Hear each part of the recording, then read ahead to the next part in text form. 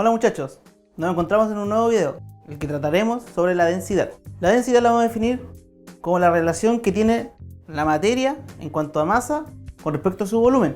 Más bien masa por unidad de volumen. Pero a partir de la densidad nosotros podemos obtener el volumen específico, que nosotros ya sabemos que el volumen específico es la cantidad de volumen de acuerdo a cierta masa, en donde este es lo inverso o bien el recíproco de la densidad. Por ejemplo, si tenemos un material de un volumen de 12 metros cúbicos y con una masa de 3 kilogramos, su densidad se calcula de la siguiente forma, en donde vamos a dividir la masa con el volumen.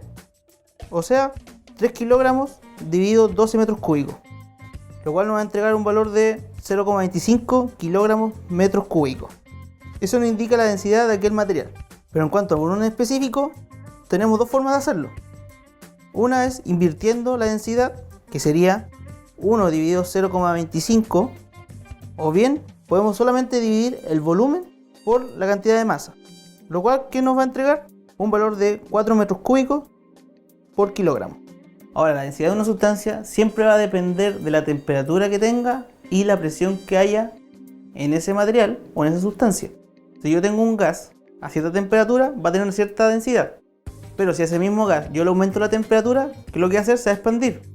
Por lo tanto, el volumen va a aumentar, pero la masa va a seguir siendo la misma.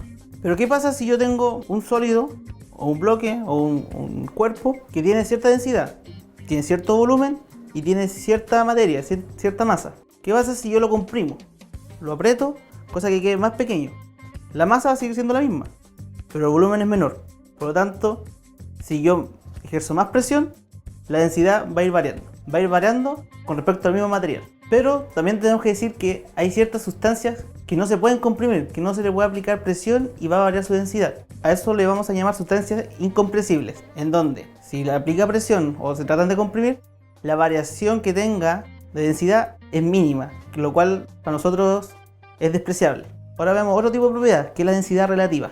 ¿Cuál va a ser la densidad relativa? Yo tengo la densidad de una sustancia y la quiero comparar con respecto a una densidad estándar de cierta sustancia. Finalmente es la división de la densidad de mi sustancia dividido por la densidad de una sustancia en específica, estándar, y que estén a la misma temperatura. Generalmente esta sustancia estándar que se utiliza para obtener la densidad relativa es el agua a 4 grados Celsius, ya que el agua a 4 grados Celsius va a tener una densidad de 1000 kilogramos por cada metro cúbico. Entonces yo voy a tomar la densidad de cualquier sustancia y la voy a dividir por la densidad del agua, que sería 1000. Es importante decir que la densidad relativa se le dice adimensional, que no tiene unidades.